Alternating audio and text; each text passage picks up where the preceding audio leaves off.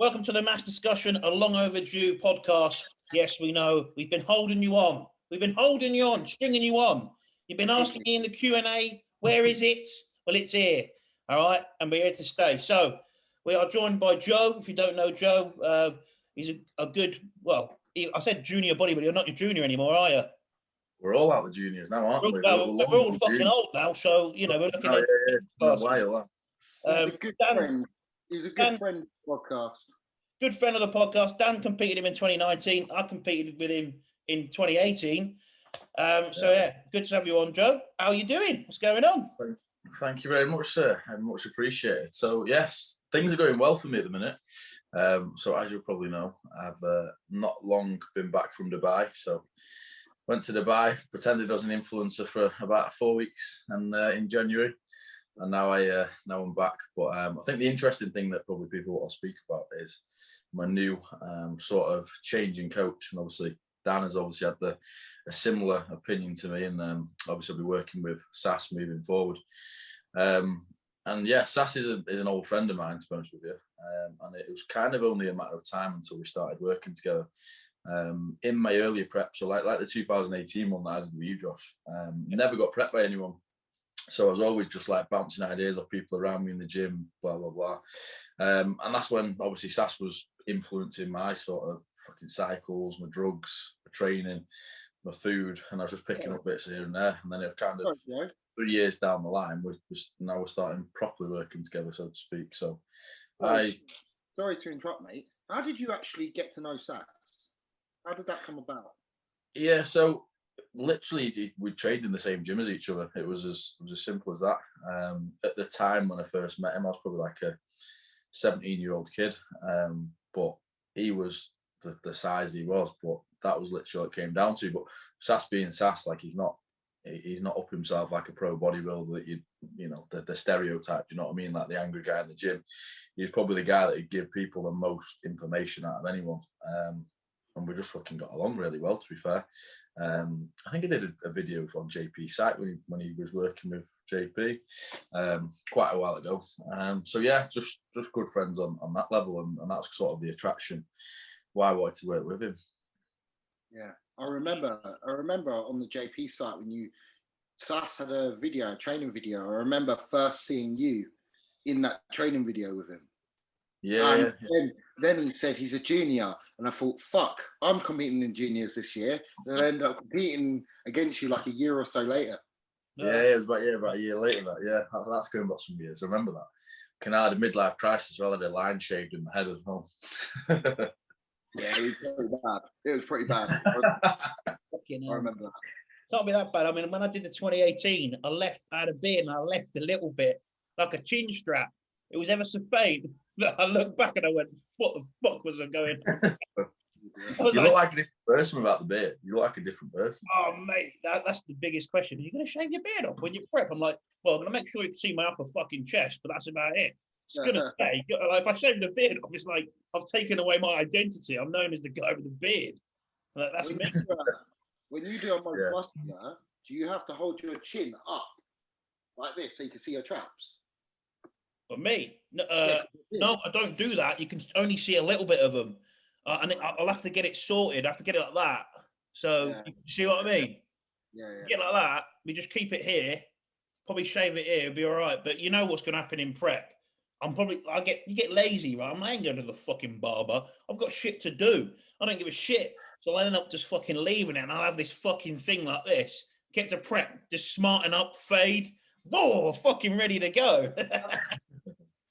God, I just can't grow mine out. It just gets too itchy for me. I get to about this and I'm like, no, I need it trimming. I don't know how you got through that point where it goes from being itchy to fucking how it is now. It grows ever so fast. Like, ever so fast. Like, I could shave it off and get really thick real quick. It's weird. If you try and pull the hairs out, in one follicle or the one little dot of hair, there's like 3-4 fucking hairs coming out. That's why it's so thick. It's like a Middle Eastern beard. It just gets thick quick. You know what I mean? I wish this shit like that was in my genetics and my muscles, because I'd be fucking huge. We've got to find a way. Do you know what I mean? Break it all down. Joe, you managed to have lockdown haircuts. Oh, of course I am. I'm getting a fade every week, as per normal. Like, I can't go longer than a week. Have you ever been pulled over by a cop No. saying, "Oh, you got a fresh haircut"? You know what? If that's actually a thing, then I'm moving country. Like, if I ever get stopped for having a haircut, then It is a I thing. remember, So, yeah, I put it on my story, but I didn't even know whether I bought into it myself. Like, No. that's what the UK has come to. Then get me off this country. It's all about papers making money. Any way to put a bit of fear into people, get a couple of. Yeah. You know, you got. I said this to a guy who owns a gym. I said, you got to think about it. They're going to make as much scary headlines as they can, because as soon as it's over, it's back to footballers' wives headlines. No one gives a flying fuck. Do you know what I mean? It's back to the loyal readers of the Sun who buy it every day, like, the old man who used to like look at page 3, but it's no longer there and he keeps forgetting. You know what I mean? They ain't selling the headlines anymore. But no, let's go back, Joe. One thing I want to ask is, what was Dubai like, right? Because I got Jace when he was in the UK. He lived literally down the road from me, so we talked about Dubai. Like, he used to talk about it a lot and how good it was. One of the most common things was the growth hormones real. That was one of the things that was joke. Yeah, that he the used to gear's say. better.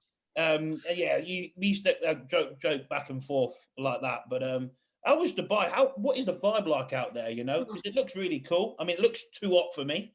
Pale skin, red hair. I don't know. I mean, temperature-wise, it was amazing. So, like, it was only 25 to 30, but that was obviously in January. When I went last time, a few years back, it was 50 degrees. Like, you couldn't even walk outside without fucking sweating. Like, you just couldn't do anything. But I mean, from a bodybuilding perspective and like online coaching, like, the environment is unbelievable. Like, the gyms, the people you're surrounded by, like, it for me, it's motivational to just be out there and be kind of amongst it, and train in the gym with people like that. So as an environment, like, you couldn't get a better place to prep. And I found that so it was the 2018 finals, 2 weeks before I was in Dubai when competing with you, and I probably never had a better sort of couple of weeks of prepping, because life's just so set up out there for prep. And I feel like everyone's proper into sort of fitness, and the community obviously I was within, because there was so many of us that went, and then we obviously all met up out there. So there was like a group of 10 of us when we were going out at night, all either online coaches, like Phoebe Hagen was doing posing. So like, it was just a good community of people to be there. I went with Kira, met Cam and Hannah out there, Harley and Lauren. It was like everyone was just sort of on that same wavelength. So for me, it was so motivating, and obviously met up with Jason, trained with him a few times. Yeah. So it was it is, for me, it was mega. What gym did you train at when you were out there? Was it B1? Yeah, so I trained at B1, and I must admit I wasn't overly impressed with it, to be quite honest with you. It's the place to be because Larry Wheels trains there, and all of the big social media people train there. But for me, there's a gym called Max and Eagle, which a lot of people train at, which is full of like prime kit, and actual for gym equipment. It's a much more bodybuilding gym, but B1's the place to be. That's where the low calorie meal prep is. It looks really nice. It's fucking flashy for Instagram, but as actual kit, like, I've been to much better gyms over here. Like, Ultraflex shits on it all day long. I see. And why is it like, I'm seeing a lot of guys out there, they've got like a little Arab guy helping them load their weights and train them. What is that about? That's I think that's more Q8. Dubai's not quite so much like that. But yeah, when like Dorigo and Jace go and train in, I think that's the oxygen where they do it, and that's where they load the weights. But the crazy thing in Dubai is, like, everyone leaves the weights out because there's people that walk around the gym to just their job is to unload bars, pick up dumbbells, put plates away. Like, so you just deadlift and leave all your plates out, and someone does it. A lot of these guys look like they're training them as well. They being trained by. Yeah. So that's in Dubai, there wasn't much of that going on. Well, there wasn't in B1. But yeah, I know the ones you're referring to, like when fucking Dorigo's doing the 10-plate drop sets on a hack squat or something daft, and they're all taking them off instantly. So yeah, I think there's certain gyms that you can go to there that aren't open to the public, and you literally go to get hammered. PT wise, like the ones that like Rami trains at and Rolly and them sort of people. Olympia Gym, it's called. That was the one. Yeah. That's another one. Yeah, Olympia Gym. But they're all just helping anyone who seems to train there. They seem to have a little dude who's just like telling them what to do, kind of like training them, like personal training them. Like, I couldn't have that. Like, I'd say, step away from the machine, little boy. What are you doing? I couldn't know. No. Why? I think they know what they're on about, but like I remember seeing a video that Dorigo put on with him and Jason. They're training delts, and they're getting trained by two guys. I think one was called Figo, and like they don't know the program. They just turn up and train, and it's like delts today, and he just puts them through as much fucking physical volume and per hell as they can. There's no programming. There's no, we're going to do 4 exercises. It's like, right, just keep going and going until you're broke and send you on your way. Like that's the sort of thing. Like you just drop set after drop set. It looks ludicrous, and it's certainly not my training style. Yeah, I think with training, with certain people, like I could have one person say something to me, then Amp say another, like the same thing, and it means different things. I couldn't have one of those people telling me another rep, or work harder, or whatever it is. Like, do you know what I mean? Like, certain people can shout at you, and certain people can't when you're training. Oh yeah, 100%. I said, no, fuck off, go away. Yeah, sometimes it pisses you off more than motivates you. If someone says, "Oh, one more," you're like, mate, just fuck off. Yeah. But then some people, it's like, you know, they're on your same page, and it pushes you.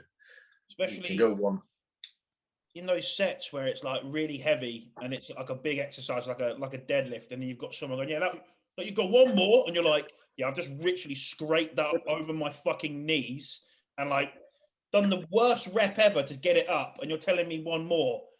Fuck off. Yeah. Let me remember, because Dan knows this.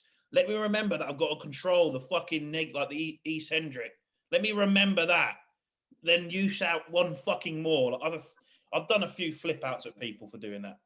It's different because I know, like, if someone like that says one more, that I've got one more in me, I don't know if I trust them all that much because they don't know my body. But if Amp said it to me, Amp is usually the one to tell me, no, stop there. Yeah. Like, that's it. And I trust him. I just listen because he knows my body so well. If I went to one of those gyms, had someone telling me what to do, I wouldn't have trust in them on my body. Yeah, 100%. Especially with like, I don't know if you do force reps. I'm big into force reps, and like my spotter on force reps, like it's been highlighted in the past few months how important it is to have a training partner that understands how you want to be spotted, and it's So I think having 2 random kids in the gym just come and fucking shout and spot me, it doesn't work. I don't know. I understand it in a terms of they just load the weights on. That's perfectly fine. They just sort of sit there and you're like, take a plate off. Because I mean, that means you don't have to fuck your setup, nor does your training partner have to get tired. That sounds quite good. We do a lot of force reps. We do a lot of force reps in our training, but usually on the back end of a exercise, like not towards the. So if we're doing 3 sets or 2 sets or 4 sets, whatever it is, we like the last set of an exercise, we'll do force reps. Yeah. But we do force reps in a certain way where if you're struggling on a rep, the rep never goes dead. You go with the momentum of the rep. Does that make sense? Yeah, I'm with you. Yeah, so like, I have it on somewhere. I want 2 more, and then I will get. It's difficult to say, like, using the momentum, like you never want it to actually stop in a single point. And you're like, my cue to say to my training partner is always like, right, keep it moving. Like, that's what I want. Make it as hard as you possibly can, but just make sure it keeps moving and never want it to stick. Yeah. That's really important, actually, because when I've always noticed, if I've ever had an injury or a little niggle, it's when the weight has gone dead on me. Yeah. And then you're struggling through a rep that's just not moving. So I say to a lot of spotters, if you want to spot someone properly and get that force rep, go with the rep the whole way. So start from, say if it's a hack squat, someone goes in the hole, go with them from the hole all the way to the top and apply pressure when needed. So then Yeah. you can just go with the weight instead of not touching it, letting them go dead stop, then touching it. You just fucked up their entire kind of activation of the muscle. Yeah, I agree with that. A big one on that as well for me at the minute I've got in rotation is a pendulum. There's a certain sticking point on a pendulum where you have to get them through, but you don't need to spot the lockout. Like it's that mid-range, but as you come out the hole, that's hard. But you can assist someone so well by giving them that another 2 reps, but they can still get so much out of the lockout. It's literally in that the hinge of the knee joint. It's like probably only about 3 inches where you can literally just tap it with a finger and it will get it through. Yeah. Leave it with a pendulum. Yeah. Switching gears. Let's I like that one. Yeah, switching gears. So you said you're going now. You're with SAS. Mass. I am. I saw it. I thought that was the best thing I've seen because there's so many coached by and trained by now. I've never seen the Mass with SAS, but no one could take that name. I thought, you know what? That's wicked. I thought fucking sick. Obviously, I'm massive in that, so I like that shit. So how's it going? Like, let's to get into that. Obviously, Dan, you can talk about this as well and how it's different from other coaching. You'd just be interested to get some insights on how you're approaching what you're doing with SAS, what's going forwards. So I mean, I don't want to speak for everyone, but my startup was so informal. I dropped a message on WhatsApp with like, "How are you getting on? I just want to get started working with you, mate." And we're like, "Right, send us your diet and let's crack on." And like, literally, that is how informal it's been with me and him. Like, there's been no application. He knows how. You are like on a friendly level, though, aren't you? Yeah. So he knows how I train, and he knows I won't change that. So like he's fine with me cracking on with my training myself. And then obviously diet wise, he's just going to make the amendments. But for the present moment, obviously I put it on me until I'm going into a 12-week diet, but I've only just gone back on cycle. So we're spending the first week pretty much on the same food, just trying to get some fullness back before we start obviously coming back down, just to try and establish that sort of best start position possible before you start coming down. There's no point starting reducing food and putting in cardio when you're not even as full as I was prior to my last cruise, if that makes sense. Yeah. So I want to kind of solidify a decent start point. But yeah, it's genuinely been very, very informal at the minute, but that's what I wanted. I didn't want someone that's going to come in and say, right, we're reinventing the wheel. You're changing this, you're changing that. I just wanted it to be very easy. I wanted the accountability, and I wanted to have, like, I was saying this before we came online, like, there's so many coaches that can get results. I think above anything, like having the same thought process into it, and I was just getting on with your coach and kind of being on their same wavelength. Bigger than anything, to be honest with you, because everyone's approaches work. There's so many different ways to get where we need to be. Yeah, that's so true. So 12 weeks. Sorry, Josh. I was going to say I could definitely echo that. What I noticed when I first messaged SAS was when we got talking about training and methodologies and stuff, and he says, look, I can see how you look. I follow you on Instagram. I see how you train. It's working. You need to. He didn't set me any kind of training split or anything like that. He says, look, this is my idea of training. And I said, I really like the idea of it. I'm trying to kind of go over to this, but I also know my body very well. And he said, brilliant. You be instinctive enough to decide what you do on what day. And to be honest, that has been so refreshing to me, not be locked down to any one ideology. He's so open. He says everything works if you do. Yeah, he's very instinctive, and I think that's come down from Masito, to be honest with you. So like when I used to speak with SAS when he was doing his New York prep, like he wouldn't know where he was from one day to the next. Obviously, in coming into like last 4 to 6 weeks, like they check in every day, and I think where he's got that level of instinct from is Asito. Like Asito's so instinctive. Like it's not this is your diet for the week. It's like every day they just treat as an individual day, how you're feeling, how you're looking, which I think is a great approach, and it's something that I've never really done, and it's something that I don't actually use with clients either, so it's going to be quite a bit of a learning curve for me. Yeah, for sure. What I have noticed is he's got an excellent eye, and I could really attain that probably from being with a CTO. His eyes to know when Yeah. to make changes at certain times are so good. Like he will say to me, my check-in days are not like the same days every week. He will say like, check in, he'll make changes, check in, I want to watch you for 3 days, check in Tuesday, then we'll do that check in. You'll say, okay, I don't know, we're going to run 2 normal training day diets, then we're going to go a high day, then another high day, then check in the next day. It's not the same every week. There's no set kind of protocol. He just like makes changes and watches.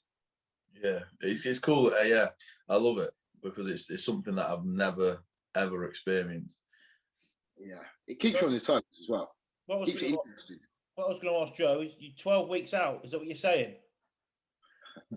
For 12 weeks out. So we're doing a photo shoot at the gym, like the revamping and everything. So I thought, yeah, I'll just jump into that. I'll do 12-week photo shoot and then I'll just rebound.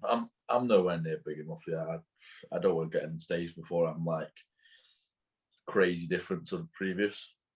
Okay, so you're not thinking about competing this year at all? It's going to be difficult because we'll get to like 6 weeks. Like I'll be doing show, like when I do my photo shoot, I'll be like, what, probably 6 weeks out, 4 weeks out, something like that, if I wanted to drop it. And I could be like, right, let's just throw in some training and be ready in 4 weeks. It's not the plan, but I think it's going to be hard when I'm that lean to say, oh, fuck it, let's start rebounding already, because I know what I'm like. Yeah, well, I think it'd be a good thing. You don't know, 6 weeks time, 6 weeks, the world could be a very different place then. Competitions could be flying around. You could be thinking about it. It'd be very nice. Yeah, it could well happen. And from like a business point of view, like obviously coaching and doing that side of things, like we're our own best marketing tools if you're an online coach. So like proving what you can do from a business perspective, like yes, I want to invest in the long game, but getting on show, like how much more content you do in prep, how many more stories you do, how much more active you're on social media, how many followers you gain. So like from a business perspective, I do think like competing frequently does help if that's what you're also getting your name out there as well within the competitive industry. Do you know what I mean? Yeah. Like, the eyes, like you say, your social media is more active, more engagement. I guess that's the word. That more eyes are on you within the competitive bodybuilding side of kids. Look at this kid, and if you are offering services or you do videos and content, etc., it does get more people on your page, if that makes sense. Yeah, no, exactly. So think about that. It's a double-edged thing, and it's like I want to invest in the long term, but I've come to the point now. Like I came to SAS and I was like, I want to get to 110 kilo, which isn't heavy to some people, but at 5'6", it's going to be heavy enough. It's going to be epic. And at the end of my last push, I got to about 103, 104, and I just don't have any appetite left. Like I can't physically get to 110. Like I'm just treading water. So I'm like, I've got to do what I did and utilize some sort of rebound. I've got to pull it back because as much as I want to get there, there's only so much I can do. And I hate admitting defeat, but I generally can't push food anymore until I've desensitized. Is that the heaviest you got up to? So when was that last push? Finished that around Christmas time. When you were 104? Yeah, 103, 104 something. 304 keys. Fucking hell. How did you feel at 104 at 5'6" for your first time ever? Awful. Horrendous. Yeah. Fucking hell. I love that shit. I like when the thing is, even though we're not heavy in terms of like big bodybuilders, when you do first hit a new weight, you do sort of have to climatize. Like you might be putting the Hoover in around and you're a bit like, this is a bit harder than that. Get a bit of a step. Within about a week, you're all right. It's fine. Do you know what I mean? But no, I've seen you should have done the Jay Cutler method, the peanut butter jelly sandwiches. Have you heard of that? Yeah, that's that's literally what I'm missing. Like I think with my next push for SAS, like that's what he's going to be. I don't know what Dan's eating right now, but I can imagine from other stories I've seen and glimpses of people in the gym that are also coached by him, he's not afraid to push food. I think let's have a piss break, right, and then we'll get into Dan and talk about the SAS diet because I want to get into that because he's eating cookies all the time. He's pushing some crazy. Last night I had a morning shit 7 hours ago. He's fucking eating granola. It's like, hell. I'm sitting there in bed. Right, let's have a quick piss, and then we'll get straight back into it. All right, that's it. So we're back. Right, we've all had a piss. Hopefully that you guys have had a piss watching, or a drink, either way. Right, back in. So we're going to talk about maths with Sass and Dan's diet, and obviously we'll go back Joe's as well. Dan, come on, we've all been watching your stories, mate. You're banging in like 3-4 cookies. You're doing the go-ahead bars. He's sitting there banging in those crispy ones as well. He doesn't give a fuck. What's going on? How's it going then, mate? Come on. We want to Nutri-Grain bars. Yeah, Nutri-Grain. Yeah, Sass likes Nutri-Grain, doesn't he? Yeah. First of all, I think a lot of people have had a lot of questions like, oh, why are you know, first of all, people still like, oh, you working with Cuba or Sass? Because obviously I went to Cuba and then went to Sass after that. Really, okay, so rewind back to April last year. I was in prep for the Worlds PCA, and I was 6 weeks out from my qualifier, then 8 weeks out from the Worlds. I was probably only about 10 pounds off stage weight, about 35 pounds heavier than I stepped on stage at the British, in very good nick. And that's before even all the nitty gritty stuff came out. And the shows got cancelled, obviously, COVID. And I didn't realise how much of an effect the shows being cancelled really had on me until about October, November of last year. Okay. I just kind of lost my way a little bit. I didn't really realise, but I needed new guidance in some way. I didn't feel like I was getting the attention from Jordan, if I'm being honest, which is fair enough. Jordan's very busy. He's got pro athletes. I totally understand it. No hard feelings for me and Jordan at all. Jordan was magnificent for the 4 years I was with him. I went to Cuba seeking something new. What I can say from Cuba was what was new was the communication aspect. He was excellent. He was so on top of me. I loved it to an extent. Then the deeper I got into it, I realized that's not really what I wanted. I didn't want somebody, asking me how many times have I shit today and stuff like that. It's just not the type of, I didn't have that with Jordan. And I realized I lasted 4 years with Jordan because I like that style where you're not constant communication. I kind of like that. Cuba was excellent though. He was great. He got me through a sticky period where I was just spinning my wheels a little bit, and he stopped me from doing that. And he got me over the hump, and we had a little tidy up phase together. But apart from that, I think he made me realise that I was actually burnt out. I was very, very mentally burnt out. Like I'd been on this path of being a perfect bodybuilder since I was 16. And it finally hit me. The whole progressive overload, logbook, progressive everything, progressive drugs being one of them. And I needed something new. And Cuba actually helped me realize this, and he agreed that I needed to seek something out new. And my training partner, Amph, he was with Sass, and I was watching what Sass was doing with Amph, and I just loved it. Not just that, but I know I get on with Sass anyway. He's a cool guy. Always, I feel like I can relate more to Sass than I could Jordan even. I've been with Jordan for 4 years, but Jordan, I think he'll admit, he's a little bit of a social recluse. He's not very social. He's, Josh, you'll know, he's a little bit, you can have a laugh with him in certain aspects, but that's as far as it goes. Sass is he's a bit more than just a bodybuilder. He's, as Joe said early on, he's not like the hard-faced, typical bodybuilder. He's just a very nice guy. He's a good person. And I could get on with that. And just watching what Amph was doing and some of the stuff he was sending over, like training ideas, I just really got the want to do it. So me and Amph, I was still with Cuba at this time. We tried one of Sass's leg sessions. He sent over like an example with a bit of be instinctive with it, do what you kind of feels right at the time. I did it, mate. I fucking loved it. I enjoyed it myself so much. And what I noticed was with all that added volume we did have in there, I was still just as strong, which is very odd. Like it's totally counterintuitive.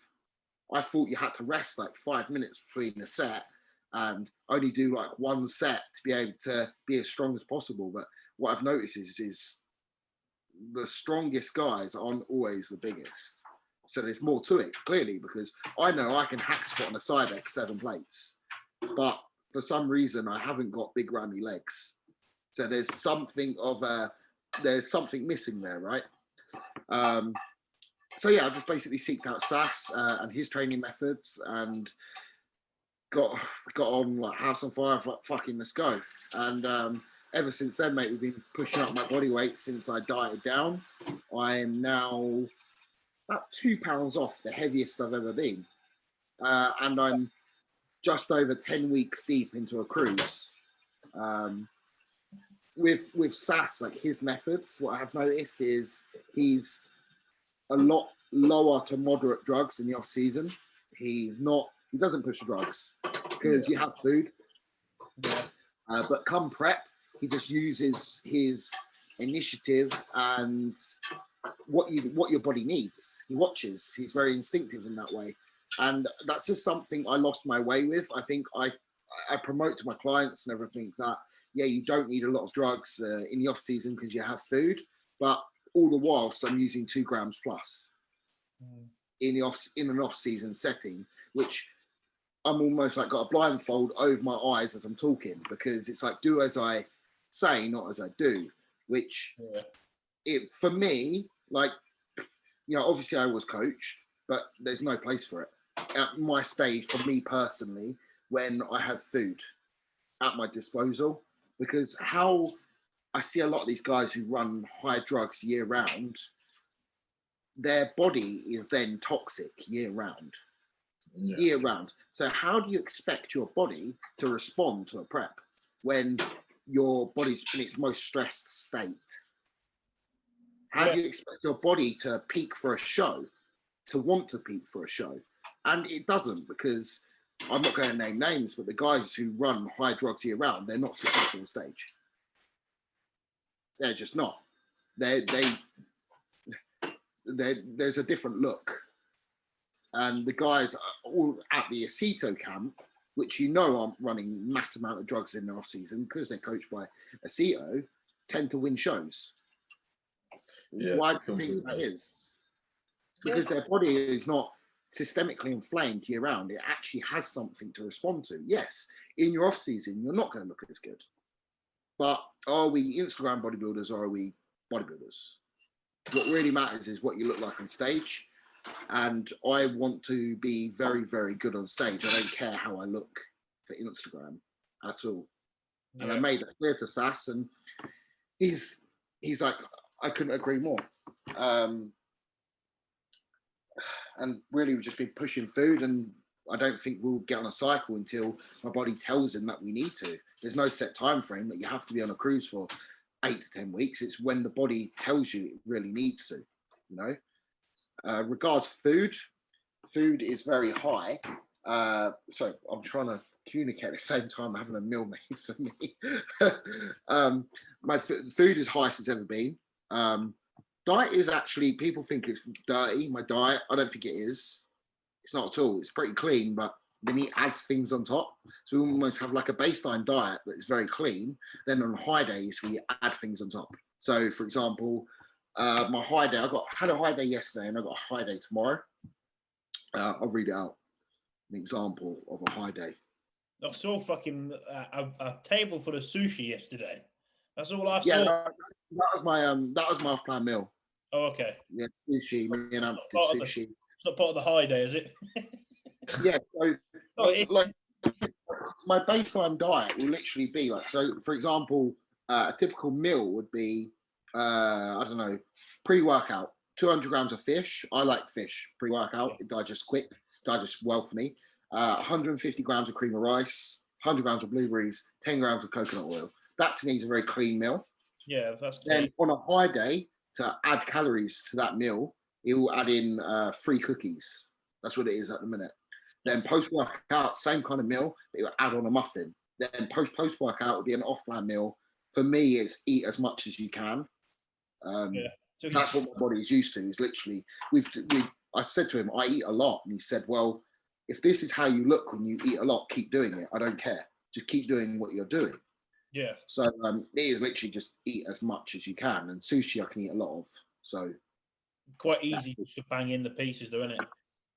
Yes, very easy. When it comes through off-plan meals, that's got to be the one to pack the biggest punch. There's going to be clean as well. There's going to be actually constructive. Yeah, well, he does say just eat whatever you want. Whatever you eat. Getting a greasy burger or anything, like a burger chips. I do is whatever I want, and as well, I have like 2 or 3 of these a week, so I can't just have sushi every time because it would cost me a fortune. And I've got my partner as well to think of. She doesn't want to have sushi every time, so we'll hang out. Come on, spill the beans. Let's get the food out before everyone's in this fucking podcast. 3 months' time, and you're still stuffing your face full of fucking sushi. Let's just talk about what you've been banging in. Come on, let's go. We'll get Indian. We'll get Indian. Talk me Indian. What's going on? For me, I'm actually quite clean with Indian because I don't like anything that doesn't digest well. Okay. So I get dry chicken tikka like a main dish. I'll get vegetable rice. I get like a sagaloo, which is obviously a potato. Okay. In herbs and spices. I'll get a Peshwari naan. Yes, Peshwari is the one. That is the one. Yeah. And what else do we get? Samosas? No, we do share a onion bhaji. We share an onion bhaji. We do 2 each. That's you got to bang in the 4 onion bhajis. You'd be fucking. You'd be 300 now. You'd be 300 pounds by now. They're 4, but we split them in 2 because I'm greedy, but I'm not that selfish. All right, so that's your Indian. Right, next one, Buff, go. We typically don't do pizza. We haven't done pizza yet. If we fancy it, we'll have it. But I'm on that hype. I'm not a big pizza guy. I mean, I don't really eat off-plan meals. But what about you, pizza? What are we talking? It doesn't really do it for me. But then in the back of my mind, it's just not constructive. Like back a burger and chips, I can kind of convince myself it's pretty constructive. Sushi, Indian, but pizza, it just fucks my digestion over. Like it just does nothing for me. I wake up feeling. Yeah. I always did on like Fuad. He's always banging on about pizzas and stuff, and I'm like, I don't think I could hold a pizza down. Like it's through my arse. My arse go. Wrapping. Go on. Right, what else? And then it's sushi. What else do we have off-plan meals? What have we had? What do we typically? Pasta bake, Indian night. Yeah, we had so I grew up and I used to have pasta bake a lot. So I made like my mum's homemade pasta bake, which was like good at the time, but I noticed the day after, my digestion wasn't great, but it was okay. But I looked shit the day after that because I know if I have sushi, the next day I look like much better. You look like full, sushi. round, tight. If I had pasta bake, I looked shit. I just looked sloppy as shit. So I know for me that's not probably a good meal to have. Yeah, it's a little bit bro. Like, oh, you look good at if something makes you look good, it's probably doing good. That's how I kind of judge what's a good off-plan meal. But generally, that's what we rotate. Is there anything else? No. Do we have? No, that's kind of all we. I think we put a good message across to everyone, though. A good little take-home is when you are having an off-plan meal. And Joe said this: is having something that obviously that digests well. That's going to be a little bit constructive. It's going to do something good. You're not just going to shit your pants. I think Evan said that on an old video, one of those old thingies. He's like, his off-plan meal was like clams or something. I mean, that's fucking like wizardry. But he's like, you want something that's not going to make you shit your pants when you're squatting. Do you know what I mean? Yeah. It's very true. Because the next day you've got to get in and get under the bar. It's not going to be pretty, is it? I sometimes have like a dessert as well if I fancy it. Oh, come on. I have have a bit of ice cream and I don't know, like a brownie or a cheesecake. What, a whole cheesecake, the big one? Cheesecake's the one. Cheesecake's the one. Dan's just sitting there with his belly like that in front of his watching. I know what your living space is like. He's got a big old sofa. He's got like the telly on. He's watching old like Evan videos, just eating fucking. But then he's got a bag of kale next to him, so it's like it's all right, balance. No, like we won't do that every time. Only Yeah, sometimes. all right. Valentine's. I got in a big steak. We had steak and chips. Ooh. And we had a cheesecake and a bit of ice cream on the side for dessert. Oh, that's nice. That's nice. Yeah. My wife's gonna kill me because we didn't do nothing. I just bought a gift. I was like, nah, no off-plan meal for me. She can't watch this bit of the podcast. It's going at the end. That's all good. What about you, Joe? You bang? Oh, obviously you're a diet phase now, aren't you? I'm a diet phase. Yeah, right. Are you an off-season meal guy? I mean, off-season. Yeah. In a off-plan guy. I'm very similar. I think my 3 go-tos are sushi, Five Guys and chips, or like a Greek, it's quite healthy, like Greek sort of kebab, like flatbread with like mixed chicken, salad, sweet potato fries. Yeah, that's what I was waiting for. I was waiting for a few more carbs coming at me, mate. Yeah. I'm trying to get big over here. I'm not trying to get skinny. You know what I mean? I like fresh food that actually I feel like is a decent meal. Five Guys, what are you getting in your burger though? This is good. Make it or break it, Joe. This either means it's pretty nice. It's pretty simple for me. Just lettuce and ketchup. So you might have to judge. What? Bacon cheeseburger with lettuce and ketchup. Yeah. Right, bacon cheese. We're talking. We've got the cheese in there, but what we're just doing lettuce and ketchup. Yeah, I don't like overcomplicating things. I want to taste the burger and all the fucking toppings. Hey, what about no onions? No onions. Jalapenos? No. Popping them out in the mornings. Why do you go all out? Do you? If I go to Five Guys, mate, I look at the list and I want everything, but then there are a few things that clash. I'll get majority of things. I'm getting my money's worth. You know what I mean? Yeah, load that fucker up for me. You know, and then the wife gets all embarrassed. She's like, "Oh no, can't swear in public." And I'm like, "Fucking hell, these cunting things aren't we?" You know the peanuts, didn't you? The peanuts. Yeah. Bang them in like that. Yeah, I love that shit. That's banging. No. What about you getting a burger? We're talking burgers now, Dan. This is turning into food. Fucking hell, you can tell I'm hungry from the next meal. I'm going to be off season as well. Fucking hell. God knows what I'm going to be like during prep. What are we talking about burgers for you, Dan?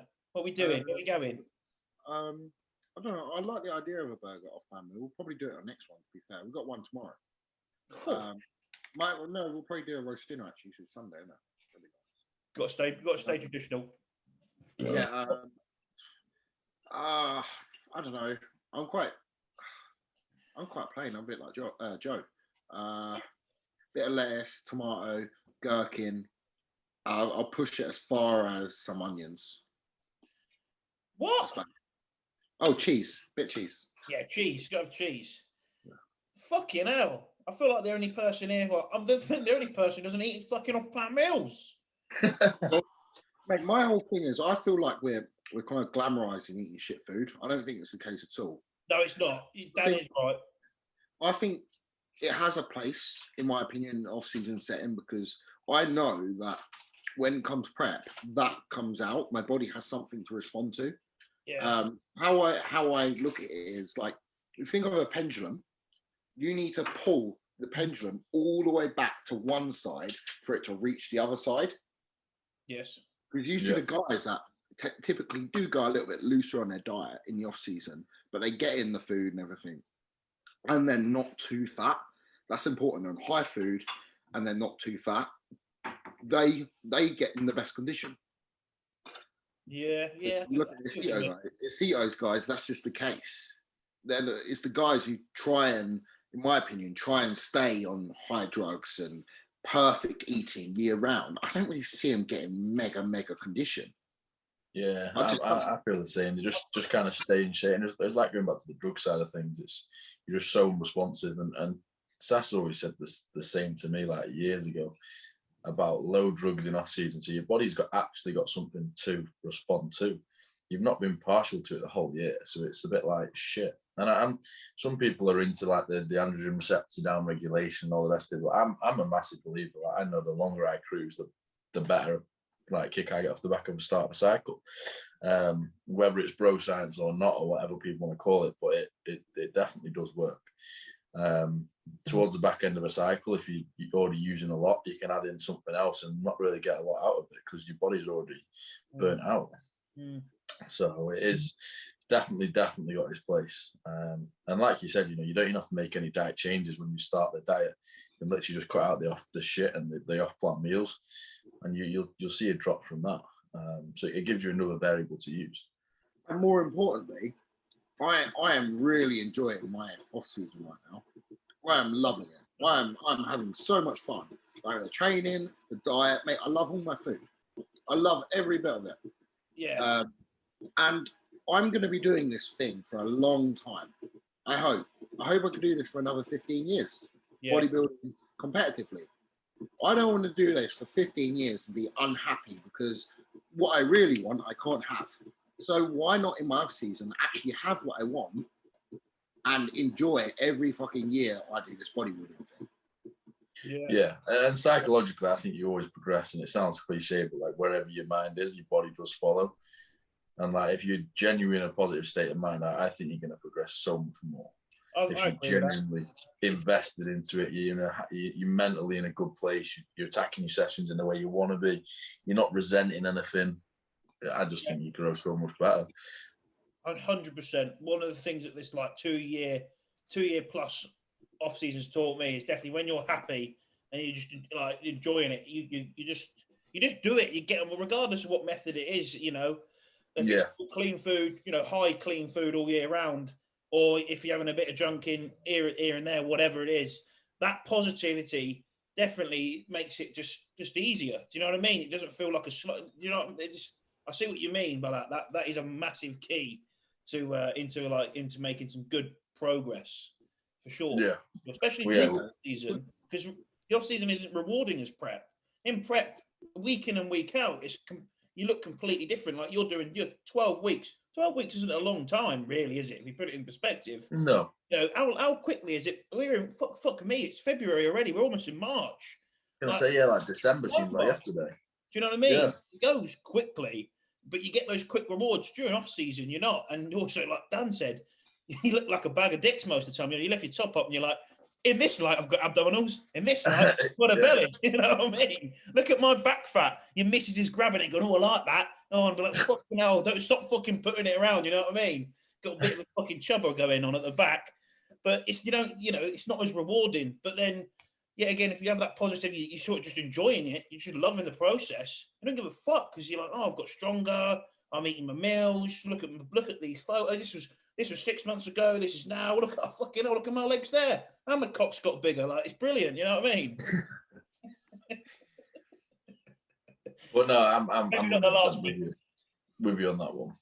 So going on to your training, Dan, the minute, are you finding you can recover from transitioning across to that level of volume? Because there's something pretty interesting when I went out to Dubai. So I'm obviously pretty close to Cam. Cam was with Cuba, went to Matt Johnson, and now he's back with Cuba. And obviously this was something that I spoke to him quite a lot about when I was out in Dubai, and sort of his decision in why he was doing what he was doing.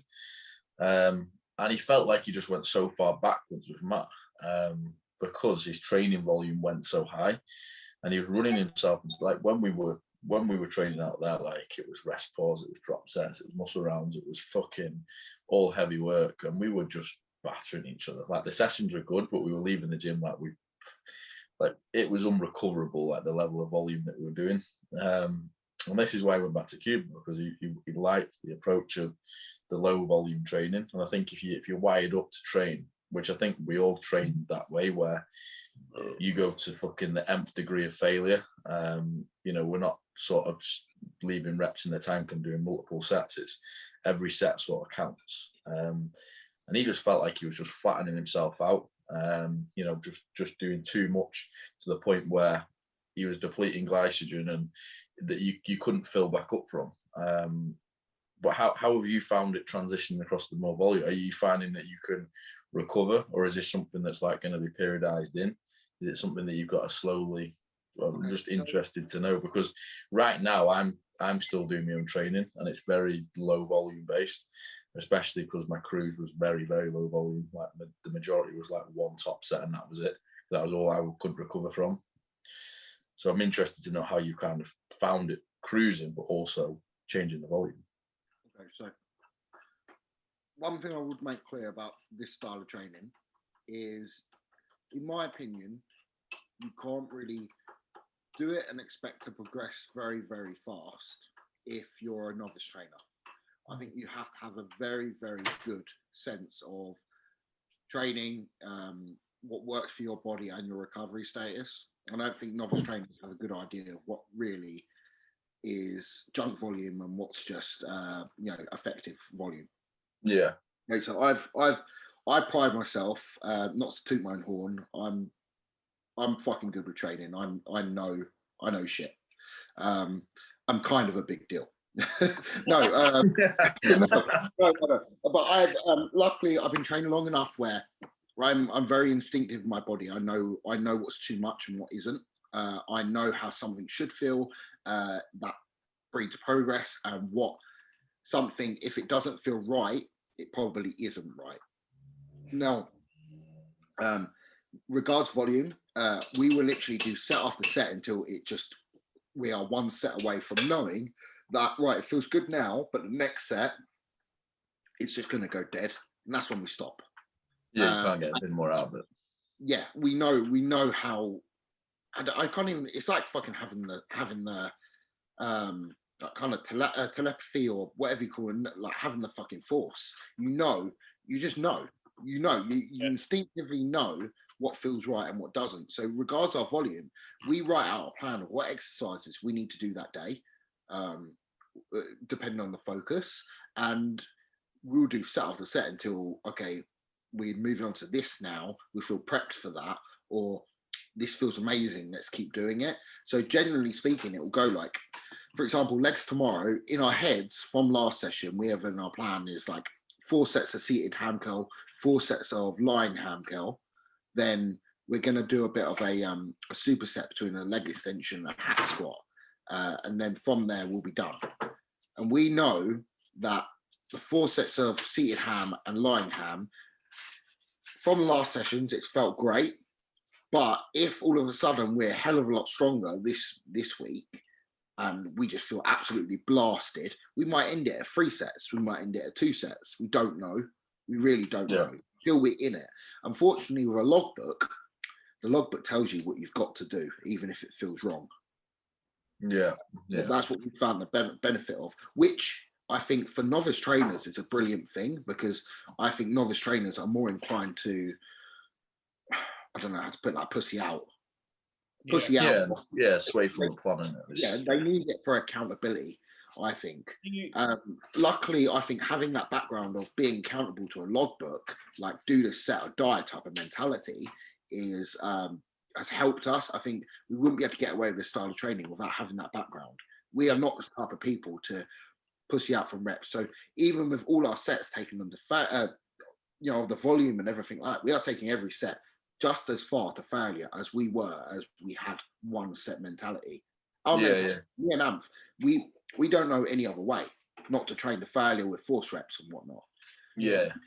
But we've just, I can't even describe it, how we just know it's right, and then by the next session we are fully recovered and stronger. It's just a very odd thing. Dan, do you feel like you have rinsed the towel out in that the other style, the training style that you were doing, that you followed for what, 5 years? Physically, no. Mentally, yes. Okay, all right. But then obviously it was the mentally bit part affecting you that ended up affecting you a little bit physically. Does that make sense? To the point where it's like we talked about earlier on, you said you needed a change, and Kuba pointed that out to you. And the point is that you followed it religiously, day in, day out, but obviously you want results for that 5-6 years, to the point where, that is the right time to change. We've seen this with other top guys, like James is a good example, where he's had to change his training a little bit because he rinsed the towel out, if that makes sense. Well, we saw it with Sasan. It only took a few months. But he did, didn't he? With Jordan, he was fucked. He couldn't train for how many months after that little phase? Yeah, it just got wiped off it. Yeah, it burns people out. Some people quicker, some people, can last a lot longer. but I know I can't now keep going into a session with logbook accountability because I will fucking injure myself for little benefit.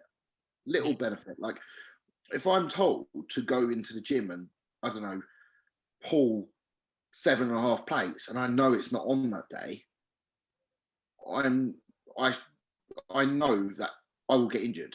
So why am I going to go do it? Because now I do it and now I've tweaked my back or popped ribs out or whatever, and now I can't do it again for 6-7 weeks. Yeah, and it might affect all your other fucking sessions as well. And to put it example, I hadn't, so a few weeks ago I did a stiff leg deadlift. It went a bit mad. Yeah.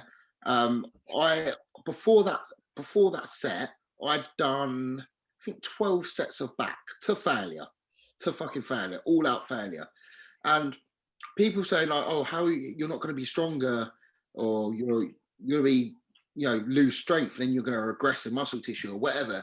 And I did that as to prove a point. I did 12 sets of back and I didn't do all chest supported stuff. I did a lat pull down to start. I did chest supported row and I did a bent over dumbbell dual row as well. So I did lower back loading as well. Then I went into a stiff leg deadlift and I pulled an all-time PB of, I did 7 plates aside for 4 reps.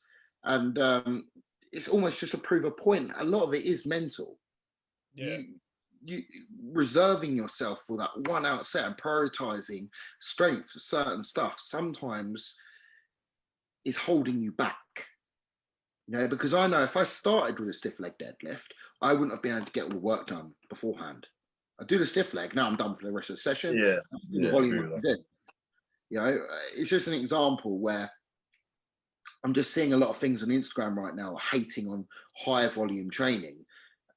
I don't see high volume or low volume as a thing. I just see as recoverable volume according to your frequency you're training a body part.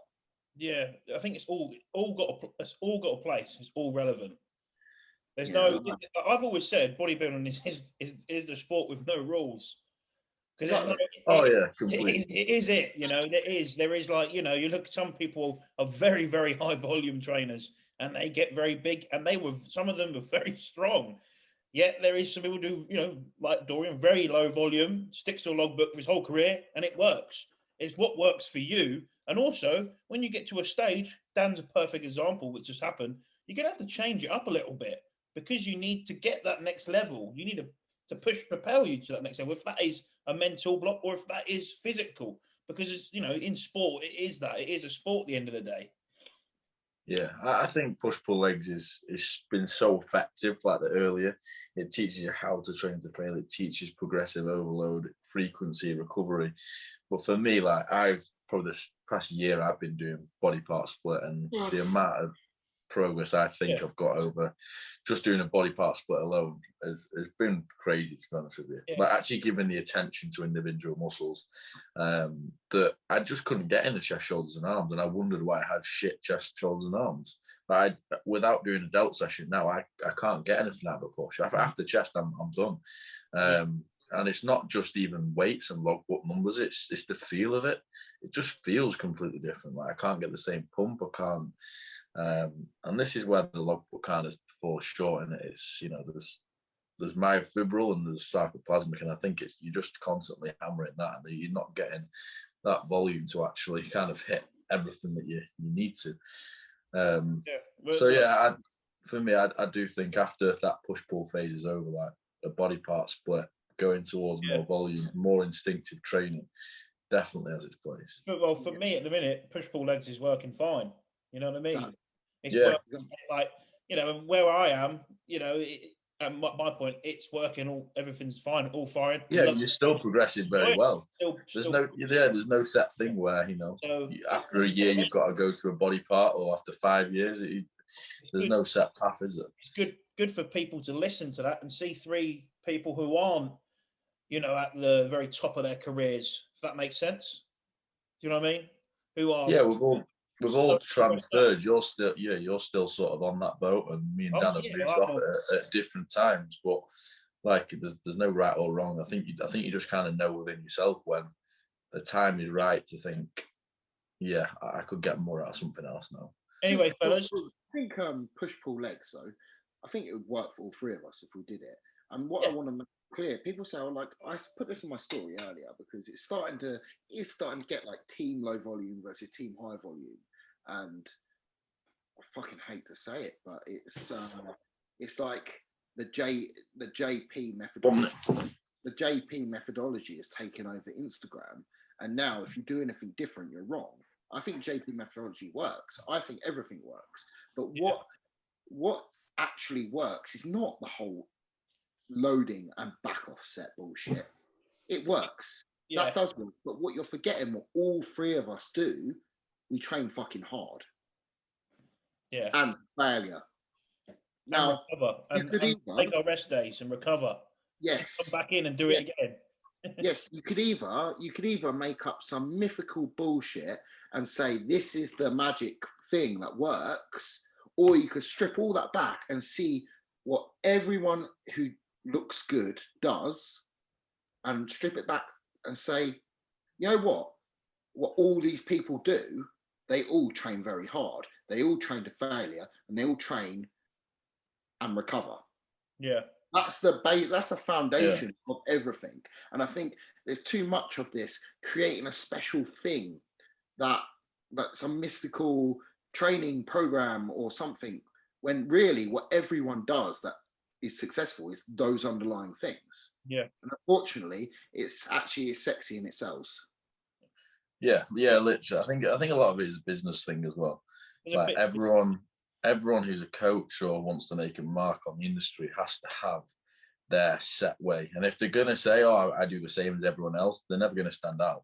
Jordan stood out because he's set up his store, and it's a very, very good business move because people know it as a JP thing now.